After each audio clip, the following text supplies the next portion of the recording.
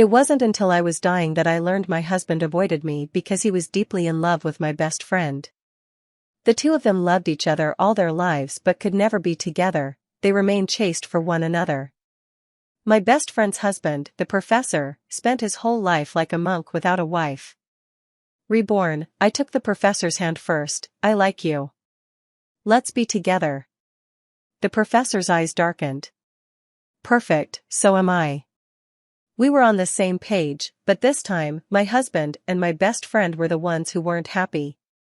Tormented by lung cancer until I lost the last of my strength, I finally closed my eyes. But my soul did not vanish, it simply left my body.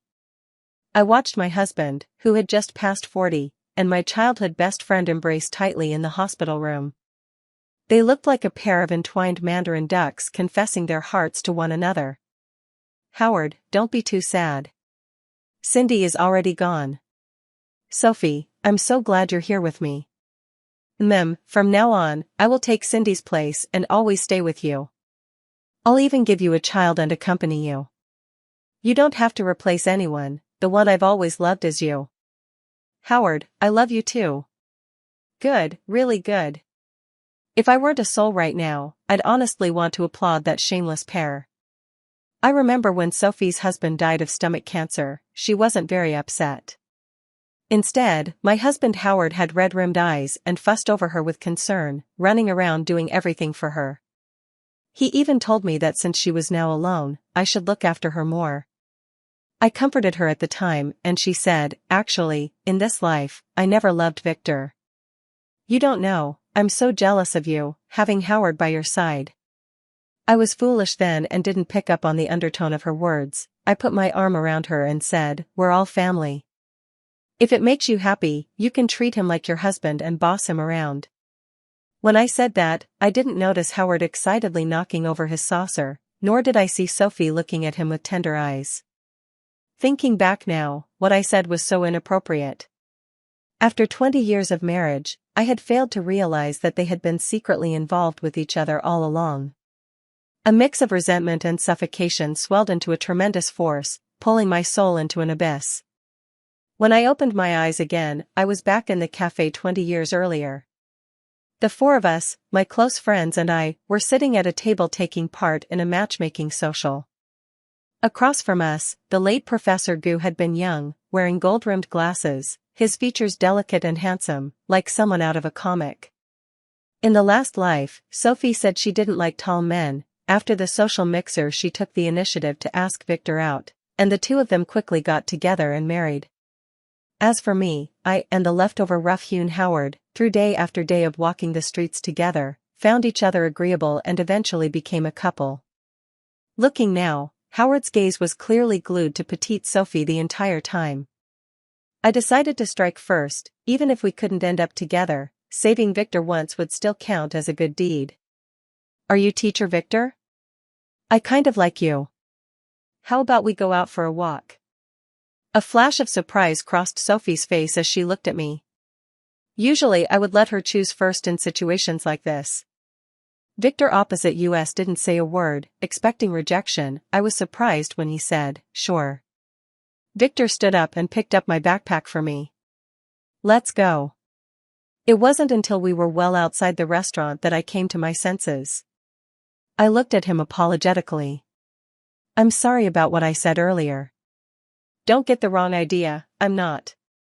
Not at all? Victor smiled lightly, pushing his glasses up with his index finger. Miss Cindy, you don't want to go on a date with me? His reason in my head was swept away by his smile. Only the drum-like heartbeat remained. To be honest, Victor's looks didn't fit current aesthetics, too refined and delicate, his frame slim, he looked incapable of hard work at a glance. Yet when he looked at me, I still heard the voice of my own heart stirring. Doesn't teacher Victor mind that my conditions are poor? Victor chuckled at that. I think Miss Cindy is very nice. In the following days, Sophie didn't come to find me, probably busy falling in love with Howard. I didn't bother asking. Single-mindedly, I started going on dates with Victor. In this era quick love wasn't a thing yet. What passed for dating was just strolling the streets and talking about life and ideals. When I mentioned that I had to drop out to support my younger brother and felt regretful about it, he suddenly cut me off. Retake the college entrance exam, Cindy. What? Retake the exam, diplomas are only going to matter more. Yes. Reborn into a second life, I was so busy avoiding Howard and Sophie that I never thought of this. But I've been a housewife my whole life and know nothing about these things. I felt a little insecure. Can I do it? He took my hand. Trust me, Cindy, you can do it. I had just sat down at home when I heard someone calling at the door. When I opened it, Sophie was standing there. Her face was full of anger. Cindy, why did you compete with me for Victor? Unlike me, whose care for my younger siblings had made me prudish and old-fashioned, Sophie was a lively girl. She yearned for the kind of romantic love you find in Cheung-Yao novels. So I had always assumed that Sophie and Victor had drifted apart only after they got married. After we married, Howard and I were busy living our own lives and seldom had deep contact with them. Howard was a skilled tradesman with a decent income, but he didn't have the typical macho attitude. He was considerate. When I was pregnant, he would finish work early to come home and cook, rub my feet when I felt unwell, and chat with me about everyday things. This scene had been seen by Sophie when she came over to visit. She said enviously, "Howard really has a sweet tongue." It made me happy inside too, but thinking Victor must be much the same, I said, "Your Victor is an intellectual. When he's affectionate he's probably even more so, right?" She frowned and shook her head. "Don't say it. A total bookworm, he just annoys me to look at. You don't know, on our wedding day his mother put him on a power trip, he didn't say a single word, and that night he expected to touch me? Dream on." I gaped. "So you two never?" "Exactly." Sophie lifted her chin coquettishly. "A woman's body and heart must agree to be truly pleased, otherwise what's the difference with an animal?" At that time I didn't know she had really made Victor live like a monk for the rest of his life. It wasn't until Victor died of stomach cancer that Sophie came to me and poured out her grievances. Thinking about it, she must have disliked Victor a lot, so why does she act now as if I stole the man she loved? I frowned at Sophie. "You like Victor?" She opened her mouth but said nothing. I understood. "Oh, you're upset because I got there first. No matter who he is, as long as he's the one I choose, you think he's good, right?" Her face flushed. You're talking nonsense. What do you take me for? What did you mean by that just now?" She couldn't argue, so she started to pester. "I don't care. Anyway, I like Victor now, and you have to give him to me." I laughed in anger. "I'm not your mother, so why should I let you? I'd sooner give pigs and dogs than hand this traitorous wretch Victor again." My refusal made her stamp her foot in fury. Before she could say more, a cool voice interrupted. "Even if she were willing to give him up, I wouldn't agree." Victor returned and stood under the willow, his eyes cold as ice. He sneered at Sophie. "Who do you think you are? Coming here to be my master? Do you deserve it?" Sophie's face flushed instantly. She looked at Victor wronged, only to find he remained unmoved. Victor came over and shoved a set of books into my hand. "I figured it might be inconvenient for you, so I bought the books for you." His considerate manner, seen by Sophie, only drove her into jealous frenzy. She turned her head and looked at me with a pitiful expression. "Cindy, we've grown up together since we were kids. I treat you like a real sister. Why are you fighting me for Victor? I really want to be with Victor. Please, give him to me, okay?" She cried, tears streaking her cheeks, heartbroken. Victor, however, sneered. "Do you not understand human speech? I told you, even if she gives him up, I still won't like you." The tone was openly contemptuous. I glanced at him instinctively. Strange, at a time like this he shouldn't be familiar with Sophie, right? Lost in thought, Sophie stormed off in a huff. He turned back and looked at me. "Don't you dare give me up to her, you hear me?" I nodded.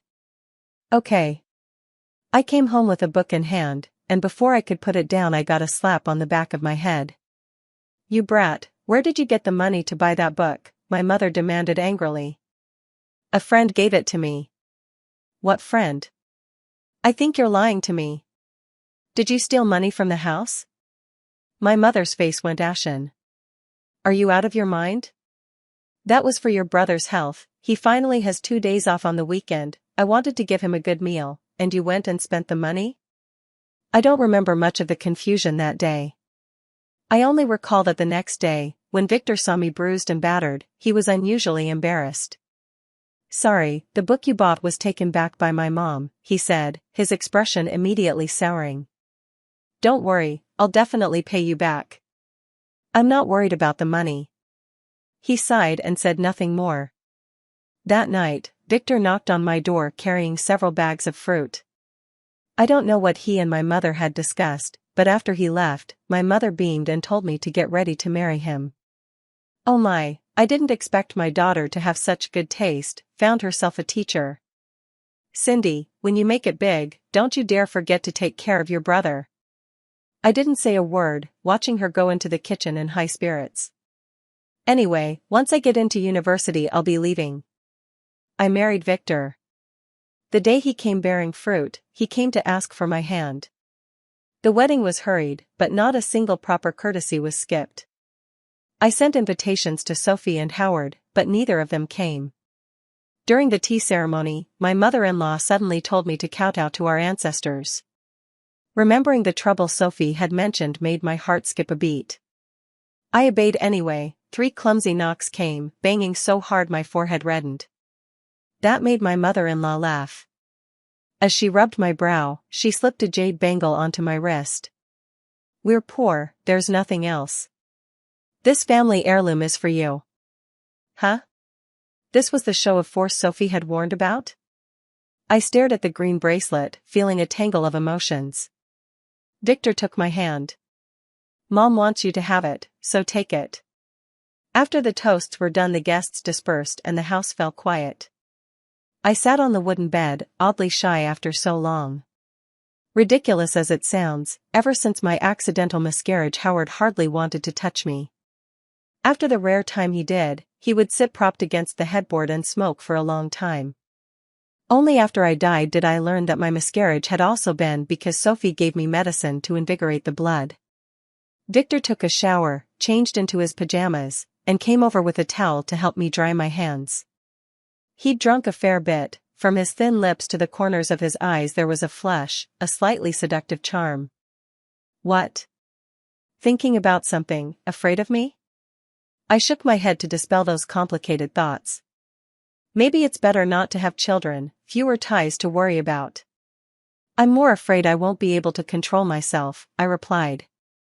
Victor smiled. Go shower, the hot water's already been run for you. I blushed and dawdled my way to the bathroom. Halfway through washing, the light suddenly went out. I cried out, and as I stood up, Victor came in holding a candle. He paused, and when he spoke his voice was a little hoarse. My wife is actually quite a surprise.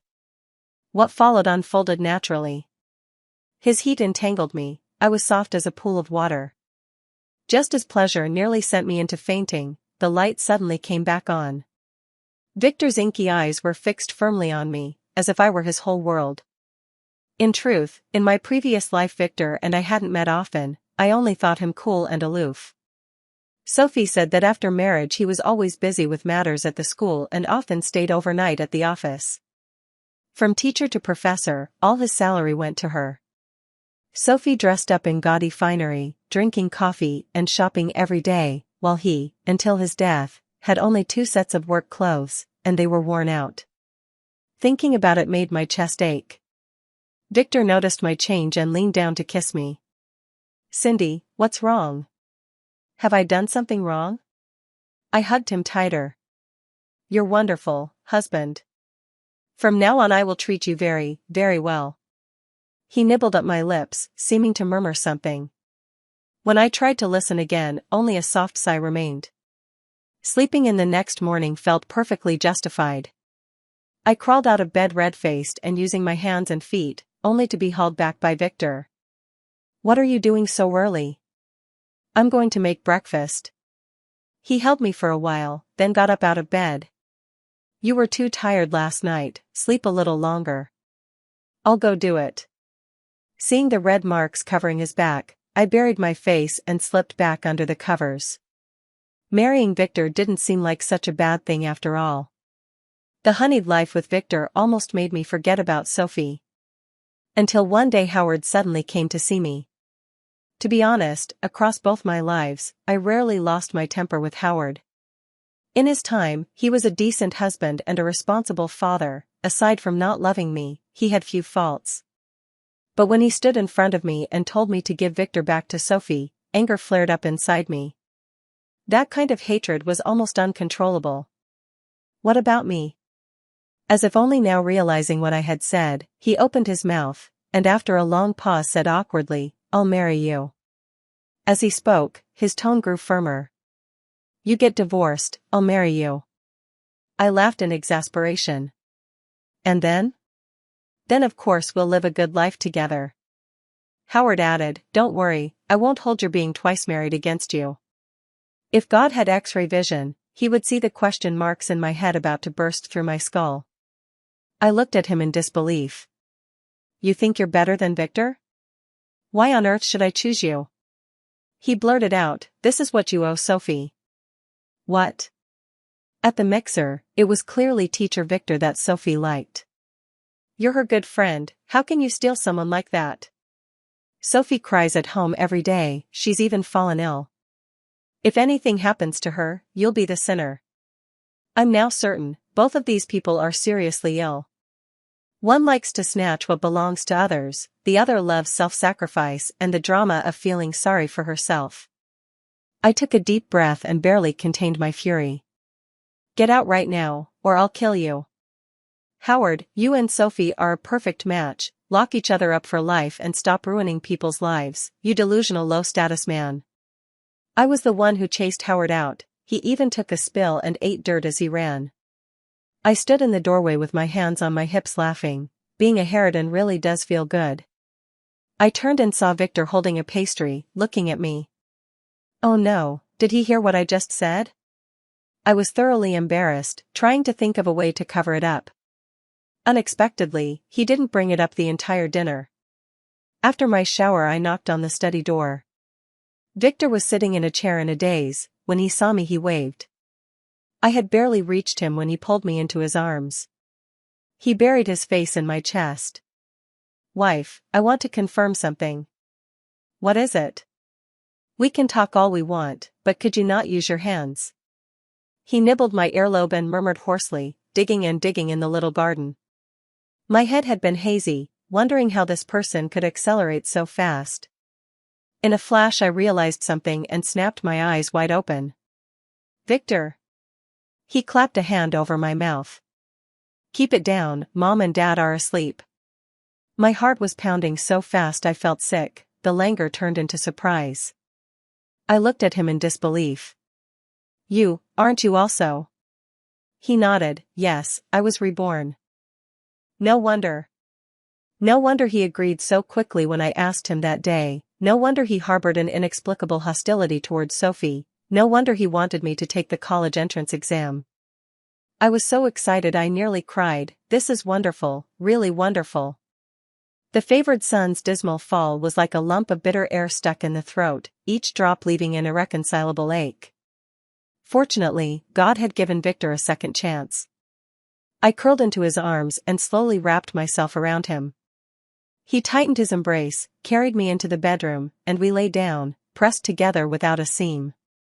The curve of his arm felt reassuring, a steadiness that made me feel safe. I closed my eyes and thought for a moment, then decided to ask, "What exactly happened between you and Sophie back then?" Sophie had told me many unflattering things about Victor: aloof, taciturn, reclusive, and possessing a pride that could be unbearable. I had always assumed those were the reasons for their discord, so I was surprised when Victor told me that Sophie had actually tricked him into marriage from the start. At first I thought she liked me too, until the night we got married, she refused to be with me, and cried, saying my mother had humiliated her with a bracelet. I explained to her many times that my mother didn't mean it that way, but she wouldn't listen. Later, I groveled and begged her. Every time she would deliberately humiliate me in front of a lot of people. After she was diagnosed with cancer, she told me that she had actually regretted getting together with me not long after we started dating. She just couldn't bear my status as a teacher and didn't want to separate from it.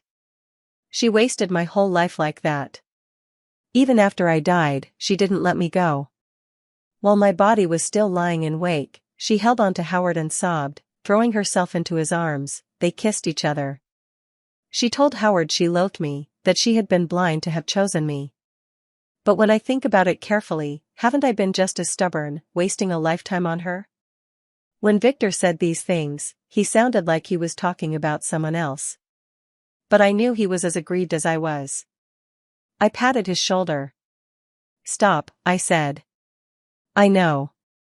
Victor kissed my forehead, then suddenly said, "Actually that day. I saw it." "What?" I propped myself up. He lifted my chin and kissed me deeply. "You used a handkerchief to cover the tear in my clothes, I saw it." In his previous life, Victor died of cancer. Unlike other cancer patients, he seemed to have simply fallen asleep.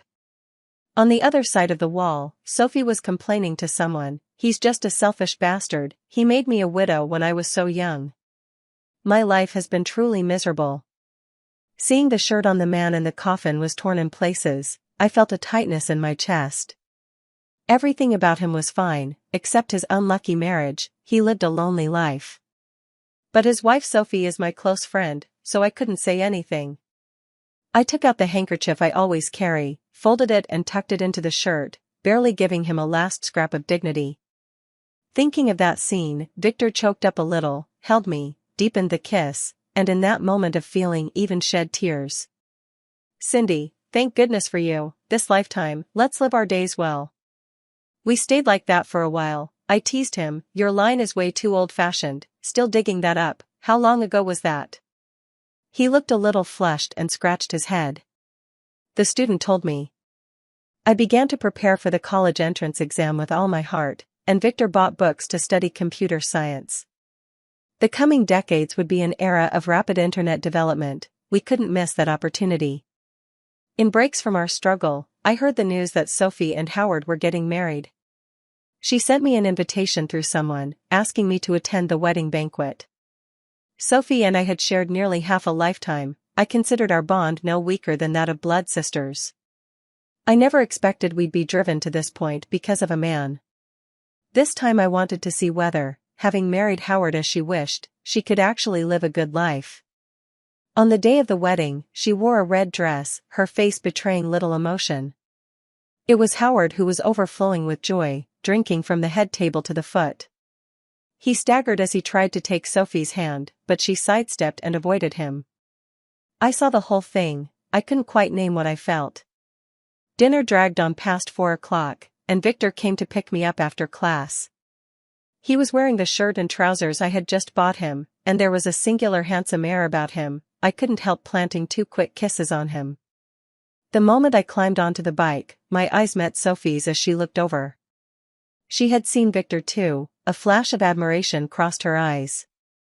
But Victor kept his gaze on me, smiling as he smoothed my trouser leg before saying, "Let's go." A few days later, Sophie knocked on my door. She seemed awkward and apologized to me.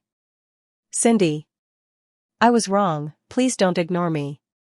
I didn't say anything, I just let her in to sit for a while. After that day, she seemed to forget our quarrel and started dropping by my place every few days. Sometimes around dinner time she would peer at the door and say, "Victor still hasn't gotten off work?" That must be tough. The Victor she spoke of had been teaching an evening class at school for a week to avoid her. I didn't expose that little scheme of hers. I only smiled and said, "He's been busy at work lately, he'll be home a bit later." Sophie made an "oh" sound, a little crestfallen. I looked at her and said, "Howard should be home soon too, right? Aren't you going back to cook for him?" She curled her lips. "He can fend for himself. Smelly every day, coming home expecting me to wait on him like some lord? In your dreams." I smiled faintly and said nothing. Only after I saw her off did Victor dare to come back. He frowned slightly. "When did you fall out with her?" "I'm at school every day, I miss you so much." Maybe it was that 2 lifetimes of restraint finally built up, but present-day Victor was downright like a cat that liked to sneak around. Not only clingy in private, his sweet words were getting more and more racy. Sometimes I blushed just hearing them. I playfully pushed her, "Wait until after my college entrance exams and your certificate comes through, we'll move as a family to City A. For now we're neighbors, it wouldn't do to make things awkward." Victor kissed me. "All right, I'll do as my wife says." Victor dodged and skirted around, but in the end Sophie ran into him. It was a rare weekend. Early in the morning Sophie came to knock on the door, and as soon as she entered she saw him sitting on the sofa and hurried over with a flushed face. "Victor. What are you doing?" He glanced at me in the kitchen and instinctively scooted a little farther away. But Sophie didn't mind at all and sat down beside him. "No, you're a teacher, and there are some characters in this book I don't recognize. Could you teach me?" She wore a cross-collared dress, her chest a pale expanse. Victor felt a prick of jealousy. The look he gave her was faintly angry. He scoffed and stood up. "Miss Sophie, please have some decency. My wife is in the kitchen." Watching the decisive retreat, Sophie's eyes went red. She bit her lip in anger, then turned and met my cool gaze. Instinctively she faltered, "Cindy, are you done with your work?" I hummed, "If I weren't done, I wouldn't be able to see this great show." "What are you talking about? I don't understand a word." Sophie played dumb to change the subject. "Cindy, why do you have so many books at home? Are they all Victor's?" "No, they're mine. I'm preparing for the college entrance exam." As expected, Sophie's expression shifted slightly. She forced a smile. "Why? You're married, so why work so hard? Is Victor treating you badly?" I shrugged. "No, it's him who wants me to take the exams. He said once I pass, he'll try to find me a job at the school." Sophie immediately hardened. She'd always thought herself better than me. It was instinctive for her to compare everything with me. I couldn't understand it before, my head was full of sentiment. If she wanted to be superior, I'd indulge her. If she wanted flattery, I'd give it to make her happy. I let her have everything. And yet she still managed to lie with my husband as if in front of my corpse. Now that I think about it, how much of Howard's coldness was at her prompting? How pleased must she have been, knowing my husband kept himself pure for her? "Sophie, if you love competing so much, I'll make sure you'll never outdo me in your whole life." She didn't contact me for several days after she left. I was fully absorbed in my studies. When I went back to my parents' home, I happened to hear my mother say that Sophie had argued with her husband. Apparently she was insisting on taking the college entrance exam. Howard was a technician. What did he know about these things? He just thought, if she wants to take the exam, fine, so he bought her the books. But Sophie studied for 2 days, got a splitting headache, picked a fight with Howard, and then turned and struck him on the head, scarring him right across the face. Hearing that, I felt only that the wicked receive their due. I was exceedingly pleased and read with even more concentration. The night before the exam, Sophie suddenly came to find me. She held a pot of chicken soup and said she had come to cheer me on. "Cindy, I specially cooked this for you, made from the old hen my mother-in-law raised for 3 years. It tastes wonderful, try some." I studied the golden broth. "I don't dare drink this." "Why? Are you afraid I put something in it?" Confession without asking. I shrugged. "Yeah, I'm afraid you drugged it." Sophie choked on her words, a flash of resentment crossing her eyes, quickly masked again by a smile. "We've been sisters for over 10 years, and you still doubt me? That really hurts. If you don't believe me, I'll drink it right now to show you." She poured a bowl, gulped down several mouthfuls. Then she poured another and handed it to me. "There, do you believe me now?" Seeing her trying so hard to win me over, I smirked. "I believe you, but..." I was about to speak when Victor's voice came from behind. "Cindy, Mom's looking for you, come back." "Okay." Not wanting to watch Sophie's face go through every shade of green and purple, I waved goodbye with a smile and turned to follow Victor into the house. The next day Victor deliberately took the day off to accompany me to my exam. When I came out he handed me a thermos and told me, Sophie had diarrhea all night and ended up in the hospital. With that kind of brain, how did she fool me for over 20 years? I gave him an amused look. It's fine, you're not the only victim. The tone made Victor laugh too. He lifted his hand to wipe the moisture from the corner of my mouth. Yeah, we're comrades in misfortune, we've both taken the same spill. Let Howard enjoy this luck from now on. We'll just live our good days. We held hands and strolled home at a leisurely pace. Just as we reached the doorway, we saw a big-headed chicken crouched on the doorstep. Howard? What are you doing? Curling up into a ball at night like that, it's creepy. When Howard saw me, his expression churned. He rushed over as if to hug me, but when he saw my hand in Victor's, he stepped back 2 paces. Why? He stared at me intently. Why did you choose him?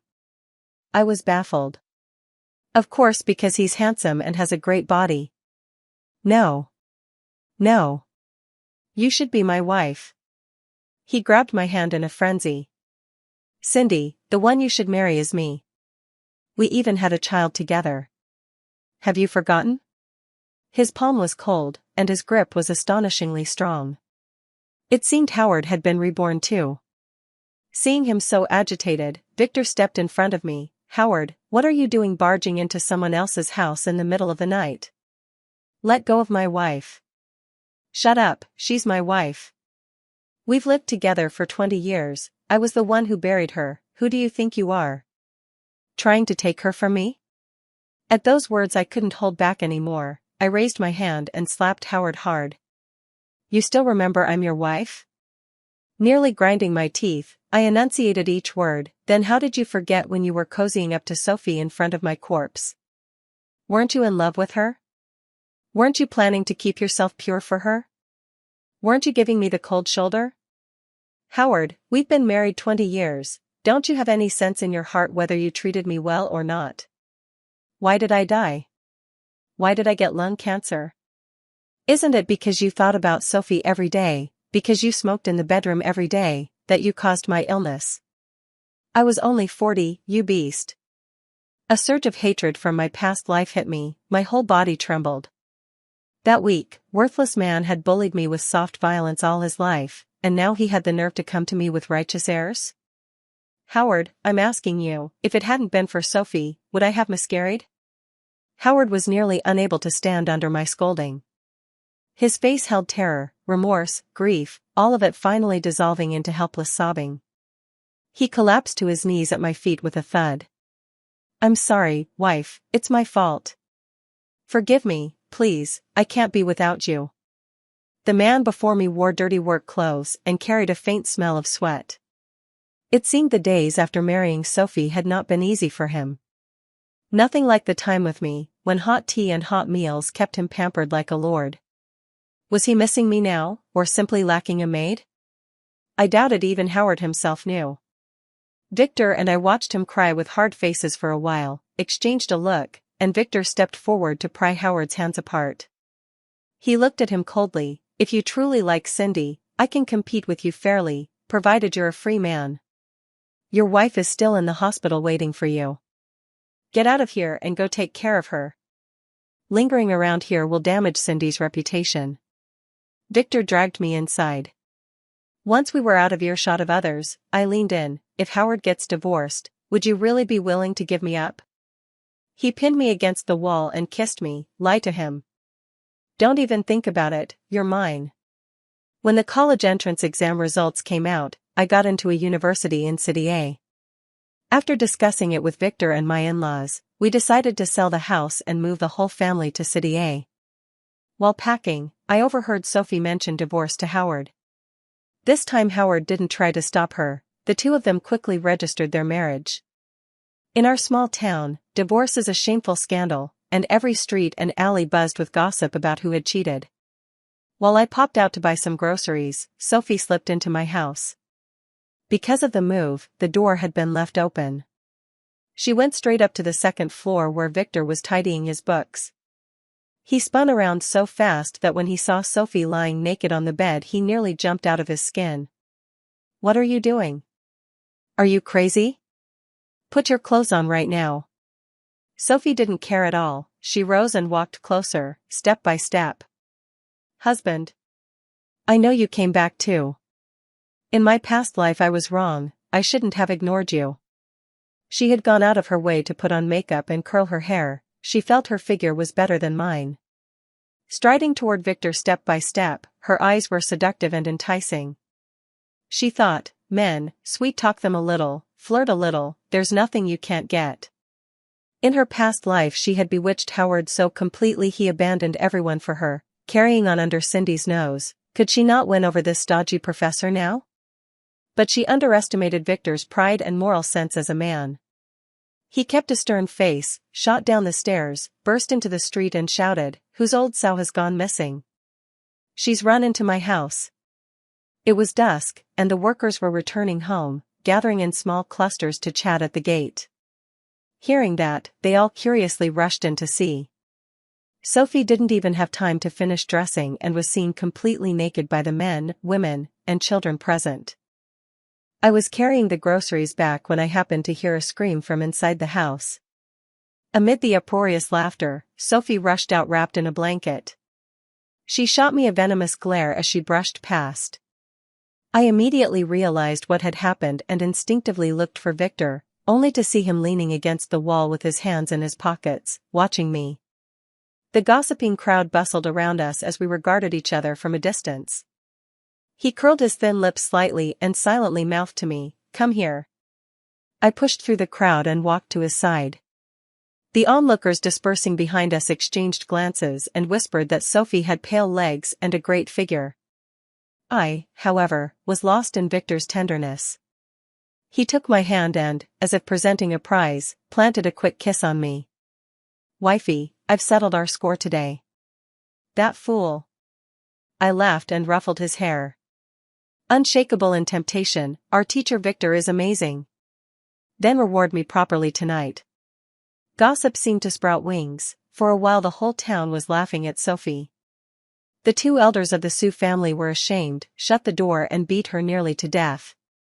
My mother said her father hadn't held back his strength. The stick scratched Sophie's face. It's feared she won't recover. I got into a university in City A, and Victor was admitted to the same school. I studied literature, he studied computer science. After graduation, he stayed on for a doctorate, and I took a position at a promising leading company.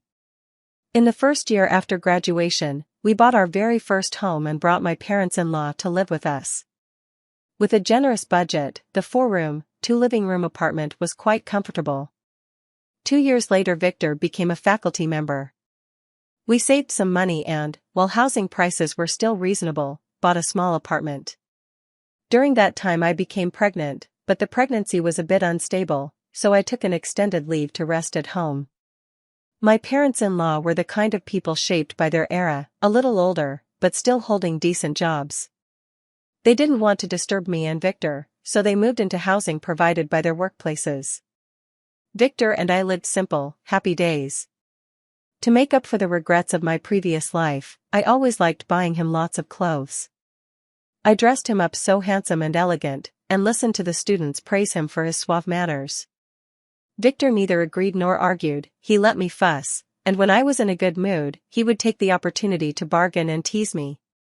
In our last lives, Victor and I both died of cancer, so every year we went for checkups, and each time the results showed we were in good health. I knew the reason I got lung cancer was from inhaling secondhand smoke, but I never understood why Victor had cancer. Not until the doctor told me that the digestive system is an organ of emotion, that sometimes long-term stress can also make the gut fall ill. Victor held me and said maybe he was so happy in this life that his stomach was doing well. But I still imposed a strict diet plan on him. 5 years into our marriage, our relationship had not cooled with time, if anything, it had grown deeper. 7 months pregnant, he accompanied me to a prenatal checkup at the hospital. Just as we stepped into the lobby, we heard a pair of familiar voices arguing. Not far away, Sophie, her belly protruding, pointed at the man across from her and cursed him out. Useless piece of nothing, can't even support your wife and kids, what kind of man are you? The scar on her cheek moved up and down with the motion of her mouth, looking particularly harrowing. The man shouted, "Shut up. If you hadn't insisted I quit my job and come to City A, would I have had an accident and been disabled? Now I don't have a hand and can't find work, and you're the one who looks down on me? I'm telling you, it's all your fault, you jinx." It turned out to be Howard. After all the twists and turns, they were still together.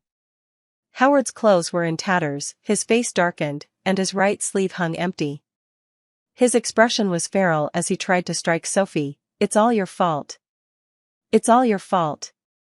I was supposed to have a good wife, a steady job. We would buy a house and a car, I would become a chief engineer, respected in the industry. You ruined all of that." After being firmly restrained, that helplessness finally overcame him. Howard clutched his head and sank to his knees, tears filling his eyes, whether from remorse or pain, he couldn't tell. "Why did you turn back to find me? Why?" Even now, he still believed that Sophie alone was to blame for all of it. Sophie's eyes were cold and hard, her tone was icy. "I knew it, you can't let Cindy go. If you like her so much, why don't you go to her? Why in your past life did you insist on being with me? People like you feast your eyes on what's not yours while you still have what you have. Serves you right your hand was cut off. This is God's punishment." As soon as she finished, our eyes met. This time she didn't come over to make trouble, she turned and went upstairs. Howard knelt on the floor for a long while, then left in a daze. Victor and I exchanged a look and tacitly pretended nothing had happened. After the checkup, he put his arm around me as we went downstairs. "Wife. I'm so glad I have you. This man." I laughed and squeezed his hand. "Husband, you're great too." I knew that, like me, he felt dizzy after seeing that scene. Two lonely people who had been wronged getting to be reborn in a lifetime, finding lovers and children, how could it not feel like a dream? As if each wanted to steady the other, our hands clasped tightly, the searing warmth interweaving and tangling, our hearts gradually calming. We had just stepped out of the hospital doors when a loud crash rang out. "Oh my God," someone jumped. Quick, call a doctor, this person's bleeding so much. Look, he doesn't have a left hand. Has life been so hard he couldn't go on? Where are his family? Sigh, who knows? In fact, I caught that familiar brown at the corner of my eye, but Victor and I tacitly didn't turn our heads. When we reached the parking spot, Victor opened the passenger door for me. He fastened my seatbelt, kissed me, then took a blanket from beside him and draped it over my legs. "Let's go, honey, let's go home." "Okay. Let's go baby, time to go home and eat." Behind us, one after another, the white-coated angels rushed out. Whether life remained or death awaited, no one could know. Passing by at the same time was Sophie too, equally with her belly sticking out, jogging along. The car grew more distant,